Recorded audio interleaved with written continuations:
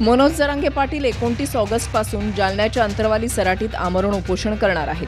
त्याआधी शिंदेच्या शिवसेनेचे नेते अब्दुल सत्तारांनी जरांगेंची भेट घेतली। यावेळी जरांगेंनी टोकाचं आंदोलन करणार असल्याचं बोलून दाखवलं, तर सत्ताधाऱ्यांनी थोड्याफार चुका झाल्या असतील तर दुरुस्त करू असं आश्वासन दिलं। काय करू जगून काय करू नाही, मी टोकाचं करणार आहे आंदोलन करा पण टोकाचं करू नका। माझी यांनी वाटलं केलं साहेब, तुम्ही पाहणं शरीर कसं आहे, किती दिवस करणार, किती कसं इतकं सोपं काम नाहीये। मेडिकलचा रिपोर्ट तुमचा जो आहे त्या पद्धतीने जाणार नाही सरकारला मराठीचे। मला गॅरंटी आहे साहेब, आता ही काही फार बिघडलेलं नाहीये। थोड्याफार ज्या काही चुका झाल्या असतील तर दुरुस्त करू ना।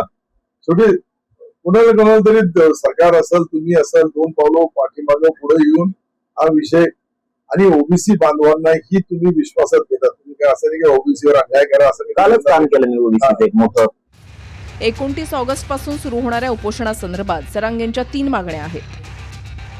58 लाख मराठ्यांच्या कुणबी नोंदींवरून ओबीसी जात प्रमाणपत्र द्या, मराठ्यांच्या सर्व जात प्रमाणपत्रावरून जात वैधता प्रमाणपत्र द्या, रद्द केलेल्या 4 लोकप्रतिनिधींचं जात प्रमाणपत्र वैध घोषित करा।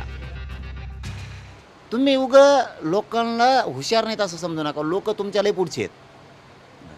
कवा पाय खाली दाबते ना, कळून बी देणार नाहीत तुम्हाला। लोक मराठ्यावर अन्याय करायला लागलात का तुम्ही? प्रमाणपत्रच देणं आहे त्यांना। 58 लाखाचे पण आणि 4 रद्द केलेले पण, त्याशिवाय सुट्टीच नाही। पंचा ताकदीने तुम्ही काय अडचण आहे, तयार आहेत आम्ही। मराठा समाजाच्या विरोधात शिंदेचे सामाजिक न्याय मंत्री संजय शिरसाट बैठका घेत असल्याचा आरोप जरांगेंचा आहे आणि एकनाथ शिंदेच्या सांगण्यावरून मराठ्यांच्या विरोधात आंदोलन उभं केलं जात असल्याची टीका जरांगेंनी केली आहे। शिंदेंवर आरोप केल्यानंतर शिंदेच्या शिवसेनेकडून पहिल्यांदाच एखादा नेता जरांगेंच्या भेटीला आलाय।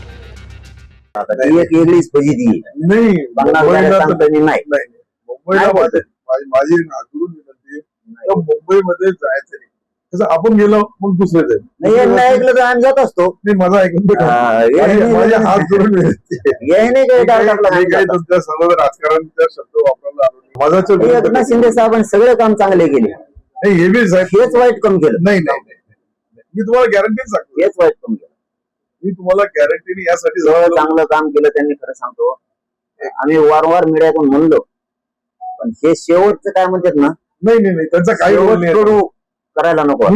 एरवी जरांगेंवर टीका करणारे छगन भुजबळांनी मात्र काहीही न बोलता जरांगेंच्या प्रश्नावरून खिल्ली उडवली। जरांगेंच्या आंदोलनावरून भुजबळ फक्त हसत राहिले। जरांगे पाटील 29 तारखेला अंतरवलीत उपोषण करणार आहेत। जर प्रश्न मार्गी लागला नाही तर मुंबईत जाणार असं देखील त्यांनी इशारा सरकारला दिलेला आहे।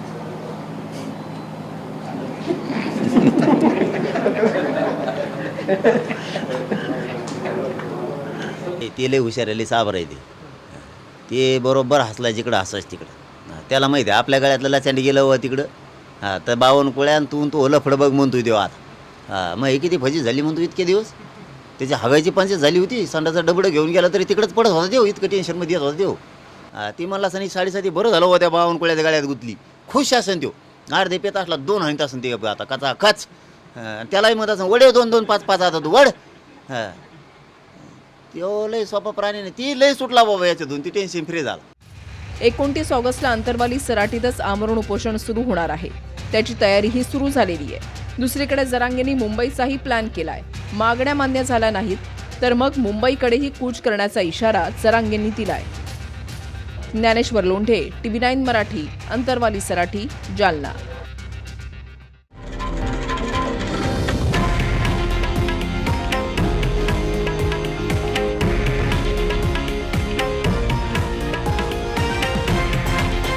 हे आहे देशातील नंबर 1 न्यूज नेटवर्क आणि आपण पाहत आहात TV9 मराठी, एकमेव।